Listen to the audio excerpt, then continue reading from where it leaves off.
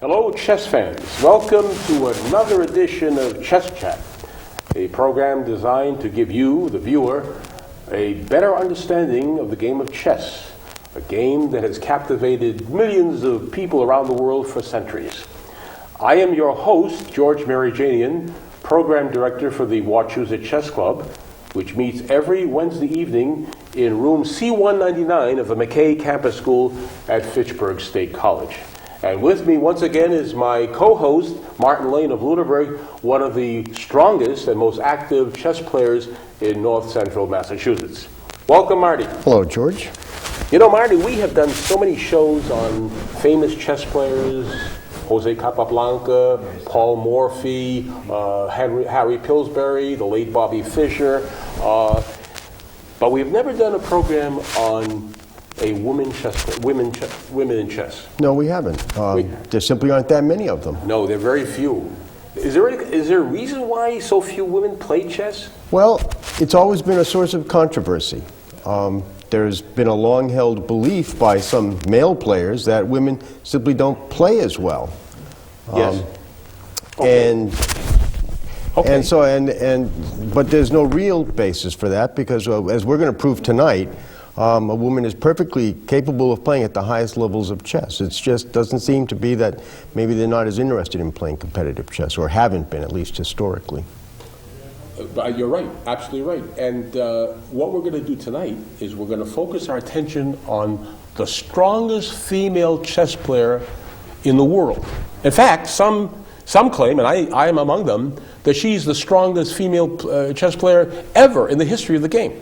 And her name is Judit Polgar of Hungary. And she's a phenomenon. In fact, what do you know? You know something about Judit Polgar? Well, I mean, first of all, in terms of her present strength, I understand she's ranked somewhere around the 20. She's ranked about number 22 in the world about now. Right. She's definitely in the top 100 and has been in the top 100. And I think she is the only woman presently in the top 100 players in the world. She is.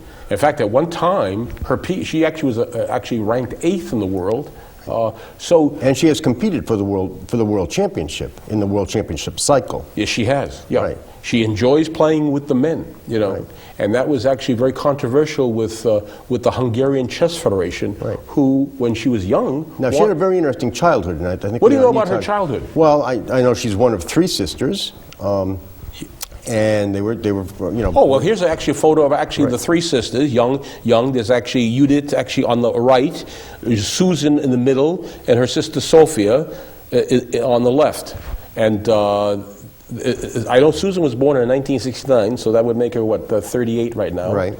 And Judith actually is 31. She's going to turn 32 in July. Sophia was born in 1974. So what is she? 33? Yeah, 33 now. So this is an early picture. They were homeschooled. Right. The parents, Laszlo and Clara Polgar, never sent them to school. Right. Now, the father had a very interesting theory about why they did this. What was it? Yeah, what was his theory? Well, his theory was, now, was he a chess coach? Was that his profession? Yes, he did actually. He was a chess trainer? But actually, he was by training, he was a psychologist, a pedagogue. You know, he did teach chess. He had a massive chess library. It's claimed he had more than over 10,000 chess books. Right. So he had this idea that given the opportunity, he could raise a chess champion, a chess master. Yes, this was his that theory. was his thesis. And before he got married, he actually wrote a book entitled "Bringing Up Genius." And his thesis was that geniuses are made, not born. And actually, he actually wanted to prove that the children exposed to a specialty subject could actually achieve great success. If they were trained by a specialist, and he was a specialist in the field of chess, as far as teaching chess, and of course this is very controversial. And you know what's interesting about this is that he sought out a wife. He actually let it be known that he was seeking a woman with whom he would marry, who would actually engage him in this experiment. And he found this woman, Clara. I don't know her maiden name, but I knew that she actually was from the Hungarian-speaking enclave in Ukraine. And they got married in the Soviet Union. He brought her to Hungary, and they eventually had children, all daughters. So this was planned even before he was married? Yes, he had in his mind that he was going to prove without a doubt that you could train children to become geniuses. So that enters into the whole nature versus nurture controversy. Yes, this whole notion of whether genius is born or genius is shaped by their environment and so on. Exactly. Okay. But he has proven, I mean... but it worked? It worked. It worked for the Polgar sisters. Because all three sisters are top-level players, or Yes, have they are. been. Yes, they are. In fact, actually, Judit is, again, she became a international grandmaster at the age of 15 years and 4 months. She Slightly younger than Bobby Fischer. Yes, she beat Bobby Fischer's record. Right. And her sister, Susan, also is a grandmaster. And actually, her sister Sophie, she's the weakest of the three, but no slouch. Right. She's actually a women's grandmaster, but an international master, which is a strong ranking. Now, one thing I wanted to go back to, you said that it was controversial that Judit wanted to play in men's events. Yes, it was. Yeah. Now, that was in Hungary. In this country, women have not been excluded from open chess tournaments. No, they haven't. No, that's which is kind of a little bit of an interesting feature. Even though there are some biases that maybe women aren't as good as men, women have never been excluded from competing in tournaments. No, but what's interesting about the women in chess in this country? Mm-hmm. And again, I go back actually, back to the 60s, the 70s. There used to be a women's prize. Right. Now, how would you feel if you're competing in a chess tournament and you're the female gender, and they're offering you a women's prize? Would you find that degrading? That they have to designate a prize for the best scoring woman? I mean, look at. This is actually, we're competing among men and adults, women. right? We're adults. This isn't as if it's a junior prize or something, some whole different, or a C prize, or category prize, like a C prize or a B prize. And over the years, they did away with that. Right. They realized this was insulting the women to say, "Oh, we have a women's prize. We're going to give it to the top scoring woman in the tournament." And the woman rebelled against this. There's some women who like to play in women's only events, even in this country. Right. But we don't do this anymore. We have dispensed, with we don't hold sex by sex. Right. But in Hungary, the Hungarian Chess Federation, the authorities said, first of all, they were very upset that the Polgars were schooling their children at home. Right. This was long before homeschooling became a fad in this country. Yes, it was. And they also were upset, for example, that the Polgar sisters wanted to play not in girls' tournaments, when they were young. But again, they wanted to play with the best, and it's proven, that men do, gravitate toward chess more than the women. In fact, actually, I think as far as this country is concerned, the number of women percentage of all the chess players put together is probably no more than 5%, probably about 4%. Right. Yeah. Now, what kind of a do you know anything about what kind of a teaching schedule, what kind of a training regimen they had at home as they were growing up? Well, I think their day was mostly taken up with chess. Mm-hmm. Studying theory, opening theory, middle game, end games, going over master games, grandmaster games. Now, again, these girls also were, educated in other fields, geography, science, math. They're also multilingual. They also learn other languages. The mother, by the way, was a multilingual person. Now, you met her, right? I met her, yes. Interesting. I met her, I think it was 1985, when public broadcasting was doing broadcasts of the Karpov-Kasparov World Championship match that Shelby Lyman did. It was done at a Brooklyn, New York studio, and Clara Polgar came and brought her daughter. I think she was 16 years old at the time, and she was a guest on Shelby Lyman's program where he was actually discussing the match and presenting a game. And I happened to meet her, and I learned that, for example, that she knew besides Russian, she knew Russian, Ukrainian, German, English, Spanish, and Esperanto. She taught her children how to speak Esperanto, this artificial language was developed back in the... sort of artificial international language. Language, yeah. So this is a phenomenal family. Both the father, the mother, the children. I mean, they're a phenomenon. Yeah. I don't know how you explain it. Yeah. I think one really outstanding mark of the success of all three sisters was from that 1988 Olympiad, the game that you chose, Yes. that we're going to go over. Do you want to set the scene for this? What, you know, that there was actually a chess Olympics, just like there's Yes. a Winter Olympics and Summer Olympics? We actually, the world actually sees Olympics every 4 years. Right. But the chess world sees Olympics, which they call an Olympiad, a Right. chess Olympiad, every 2 years. And in 1988, the Hungarians were represented by all three Polgar. Polgars. They were playing, actually, they played teams of four. You have Right. this four. So the three Polgar sisters plus one other player. One other player. I forget what the other player was. Maya or something, I think, but I can't remember. Yeah, I can't remember who the other player was.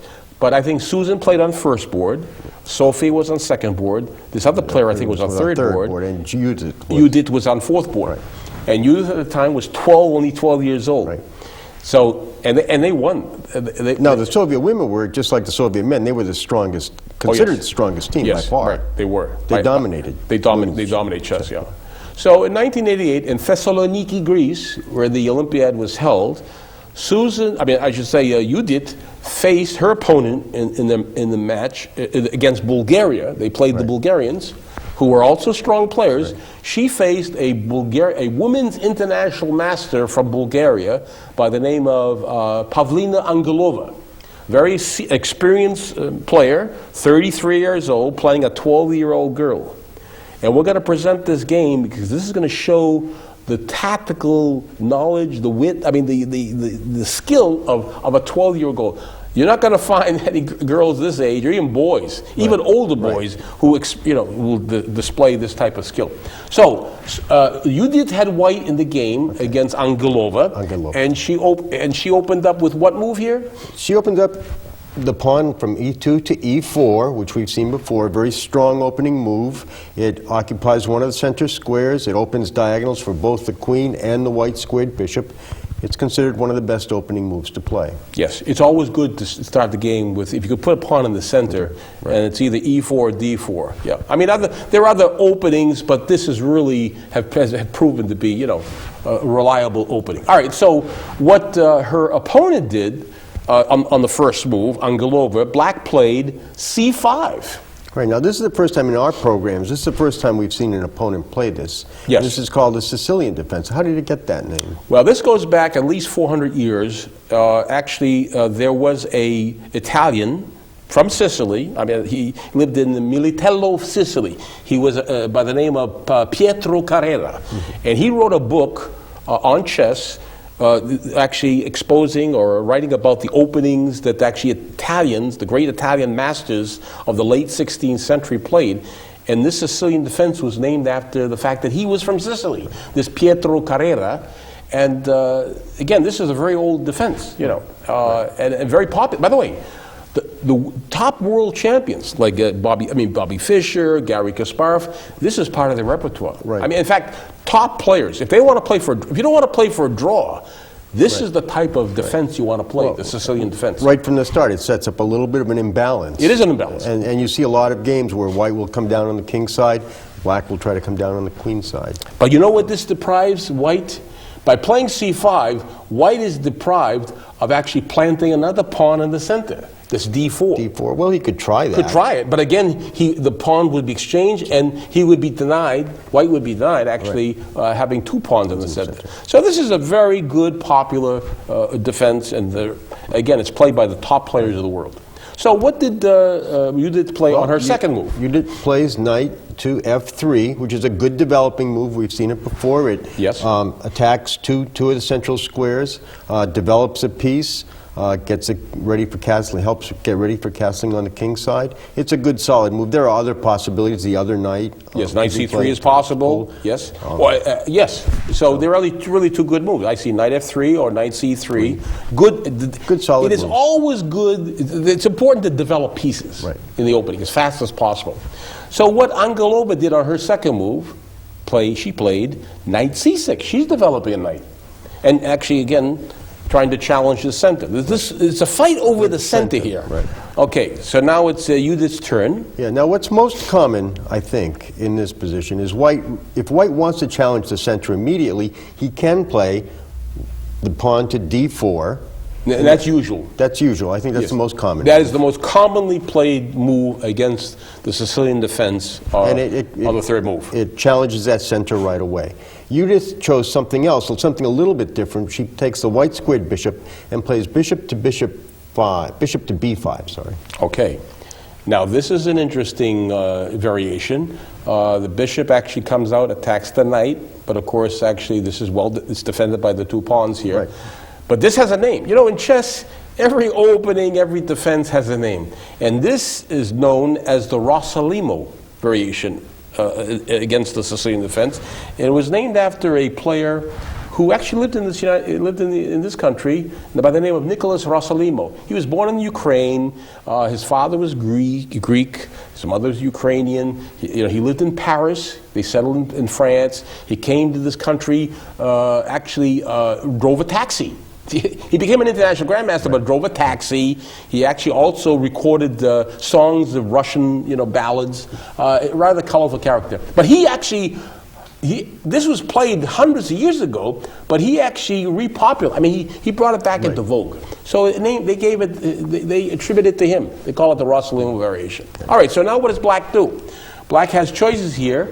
Black actually could play a6, putting the question to the bishop like you do in the Spanish opening. Saying to the white, what are you going to do? Are you going to take my knight, or are you going to retreat the knight? Well, if he retreats the knight, there's a mistake here. That is a retreat. You can't go back. Yes, that it would be a mistake to retreat the bishop there. He even has a nickname, I think it's called Noah's Ark. If he comes back here... Yeah, that would lose the bishop. Right. Because he would follow up with b5, and then forcing the bishop back to there, and then Black would just replace c4, and the bishop is trapped. Right, so he can't do that. So the retreating is bad. So that would force, on a6... Would have to either take or come back, but which defeats the whole purpose. That would be ridiculous to retreat back here. Right. So, all right, so this would force an exchange immediately.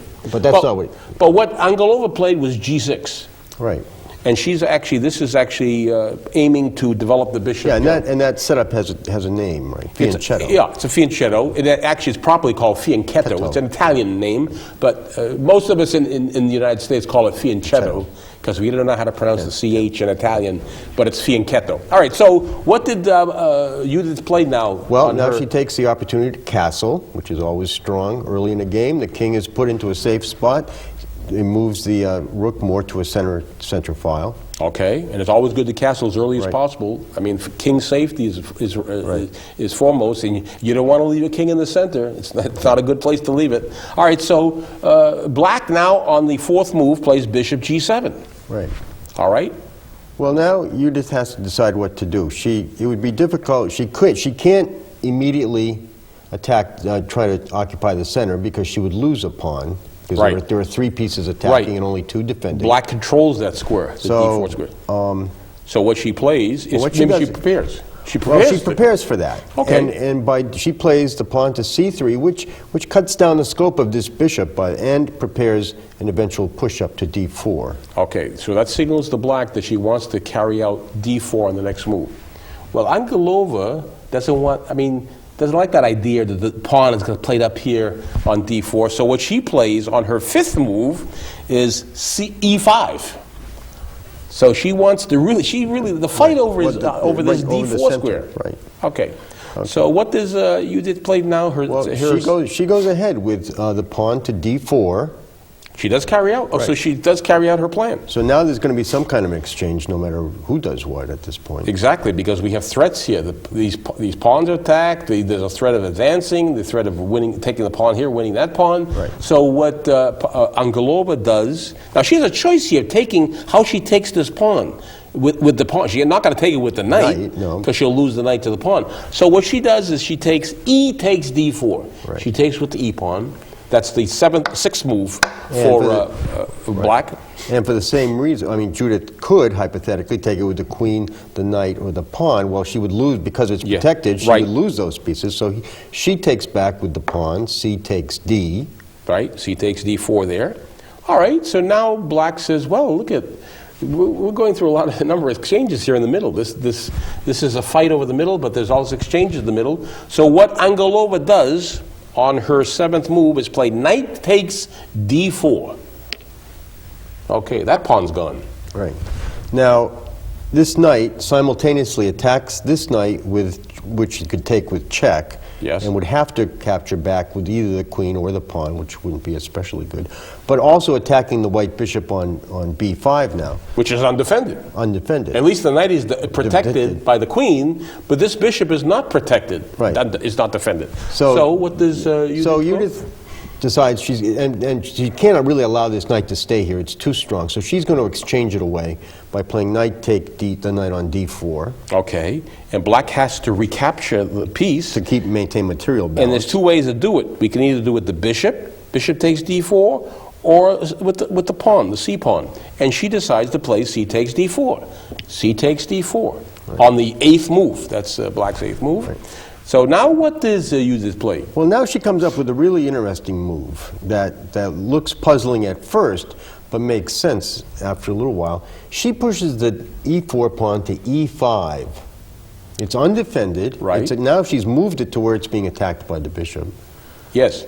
Now the question is, now again, a beginner would ask, why can't this black bishop take this pawn now? Is this actually a mistake to take that pawn? Well, it would be, because the bishop now is on the same file as his king, and by simply moving his rook over, white will pin the black bishop against the king, threatening to take it. Yeah, we can't move the bishop. Now it can't move. But what happens if we can defend it? I mean, why can't we, for example, just play this pawn up here to defend the bishop? Well, then you can simply move a pawn up and attack the bishop again, and the bishop would be lost to a pawn. So that's then it would lose a piece. So it loses a piece. So what you're saying is this pawn on e5 is poisoned, cannot be taken. So what Angelova played is she can't bring the knight here to f6 because the pawn controls the square. So she plays knight e7 on her 9th move. Now that puts that pawn in jeopardy because the pin no longer exists. But then Judith increases the pressure by pinning the knight against the queen. Oh, so we have now a second pin. Right. We had the first pin, but now this is a really annoying pin. Well, what Angelova plays here is she castles on her 10th move, puts the king into a safe place. Okay, but she has to keep this queen here protecting this knight here because of the attack by the bishop. All right, so now it's the 11th move coming up for Judith. Now this pawn is completely unprotected, so Judith takes the opportunity to capture this pawn. Queen take the pawn on d4. So she finally recovers her pawn. She recovers her pawn. She actually offered the pawn, but she knew she was getting that pawn back. But she has won the center. If we look at the pieces in the center, she completely controls the center here. Exactly. Okay. And there's also a threat. I can see this queen here could be threatening to come down here to this square with attacking this knight again. Attack on the Bishop knight attack. All right, so this is where Angelova starts maybe to panic. And what she does is she tries to get herself out of a mess here. She plays knight c6. So that is actually black's 11th move. Knight c6 attacks the queen, but it also allows white an attack on the queen. This initially looks like the offer of a queen trade. White could take the bishop and take black's queen, bishop take queen, but if black were to take it back, white would eventually lose a piece in the exchange. Yes, actually, we can see this. We do this quickly, but so we don't lose our viewers. We take knight, bishop takes on d8, but that would allow this knight to take the white here. queen. And look now for example, look what the threats the black has. Black is threatening the attack on the bishop. The knight is attacking the bishop here. This knight is threatening to come down to c2 and win the rook. So this is not good for white. Not a good exchange. So once again, this is showing that the queen now is poisoned for white to take this queen. Should not be taken. So what does Judith do now? Judith now plays the queen to h4, continuing the attack on the queen and putting pressure on the king's side all of a sudden. The king's position is now getting precarious. All right, so now we do have to move this queen to save our queen. So what Angelova plays on her move is she plays actually queen to b6. Queen b6, 12th move for black. Threatens the white bishop. Right, it's undefended. So Judith moves the knight to c3 to defend it. Exactly. Develops a piece, defends the bishop. Okay. Well, now Angelova says, yeah, okay, I've survived this so far.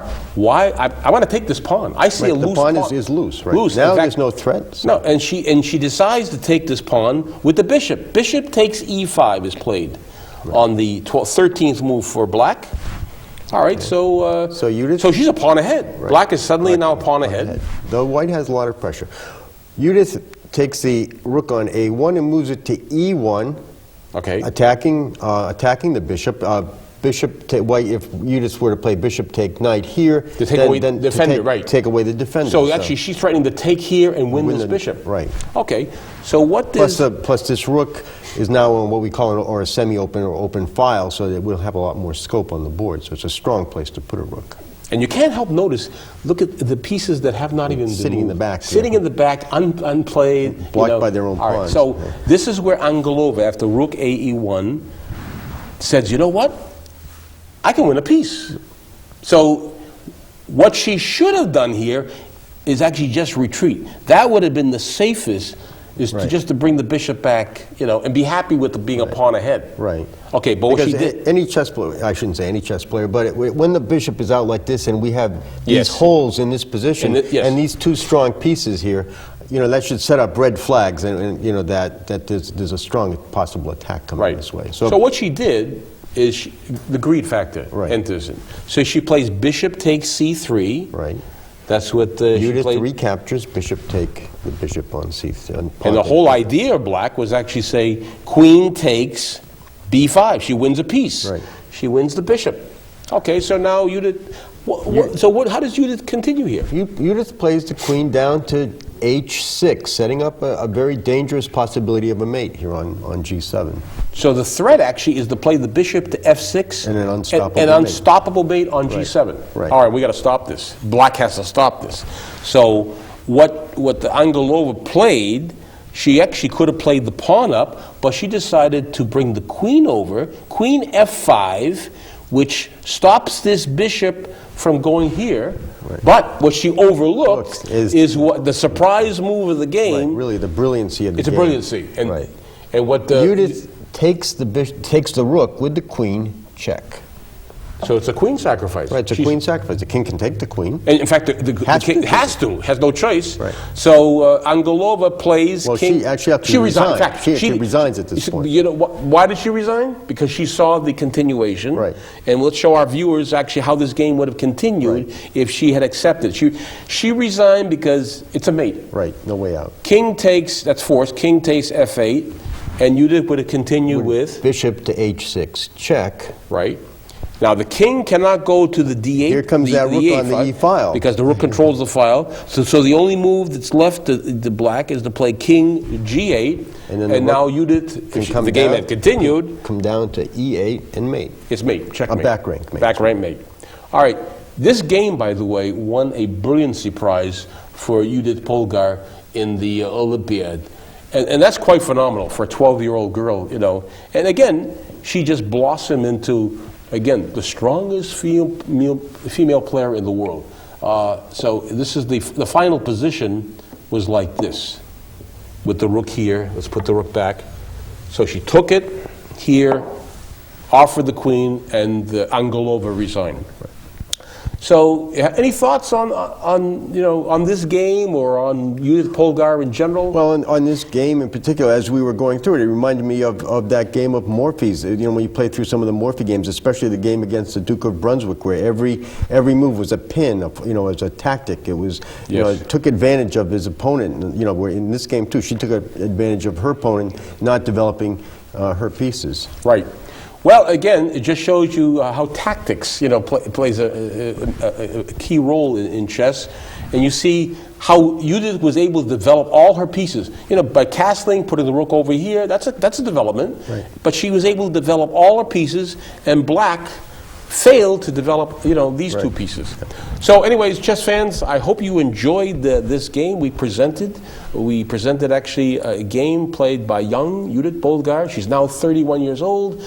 She took time off from chess, to have a son. Well, she's had two children. She's had two children. She has two children. But after her birth, she came back, played stronger than ever, and she is really a threat to male chess. So she's a phenomenon. The whole family is. And again, we hope that you enjoyed watching this game that we presented, learned something about Judit Polgar, her sisters, her family.